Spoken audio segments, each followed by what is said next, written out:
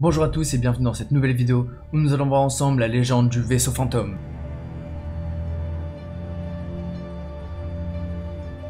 C'est en 1872 qu'un navire marchand devait quitter le port de New York en direction de Gibraltar. La traversée va se faire sans encombre, mais après plus d'un mois de navigation, l'équipage va faire une découverte incroyable. Le 4 décembre 1872, ils vont découvrir un autre bateau qui a l'air d'avoir une trajectoire très étrange. Il naviguerait en zigzag, ce qui est très anormal. L'équipage va d'abord penser qu'il s'agit simplement d'un problème. Ils vont donc essayer de lui venir en aide. Mais lorsqu'ils vont arriver proche du bateau et qu'ils arriveront à monter à bord du bateau, ils vont découvrir un navire complètement vide. Et ils vont alors le surnommer le vaisseau fantôme. Durant l'inspection du navire, ils vont découvrir que le bateau est complètement en ordre. La vaisselle est bien rangée et le linge est également en place. Certains ustensiles semblent même avoir été déposés sur la table comme si s'apprêtaient à manger. Mais le plus troublant, c'est que l'équipage semble avoir complètement disparu soudainement, car un lit porterait même la trace d'une personne qui se serait allongée récemment. Plus tard, ils retrouveront même le carnet de bord, et les derniers écrits du carnet de bord remontaient au 25 novembre, ce qui voudrait dire que cela ferait plus de 10 jours que le bateau naviguerait seul en mer, et durant toute cette période, il aurait parcouru un énorme chemin. Autre fait étrange, c'est que selon certains spécialistes, il est impossible qu'un navire puisse garder un certain cap, et ils assurent qu'il aurait dû se rapprocher rapidement des côtes ou tout simplement couler. Des légendes vont alors faire leur apparition, et diraient que ce navire est dirigé par des forces obscures, et que ce seraient ces forces obscures qui maintiendraient son cap. Les chercheurs vont quand même essayer d'étudier le bateau pour essayer de comprendre ce qui a pu se passer de manière un peu plus rationnelle. Mais le bateau ne présente rien d'anormal, il n'y a aucune trace quelconque d'attaque ou de tempête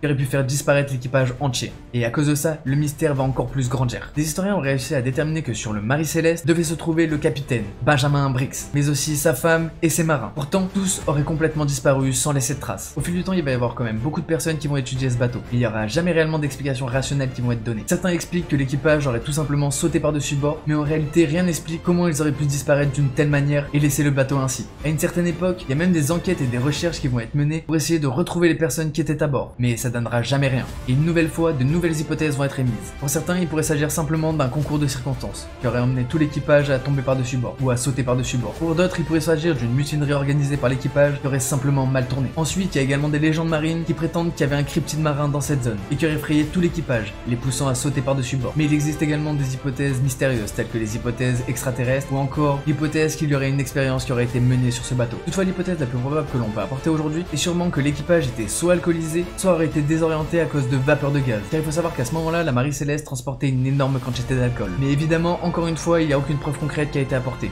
Et le mystère reste encore actuellement entier. Et voilà, c'est déjà la fin de cet épisode. J'espère que ça vous aura plu. N'hésitez pas à me le dire dans les commentaires et si vous avez d'autres sujets comme ça que vous voulez que je traite dans mes prochaines vidéos. Si vous êtes intéressé par les mythes et légendes, vous pouvez retrouver plein d'épisodes sur ma chaîne.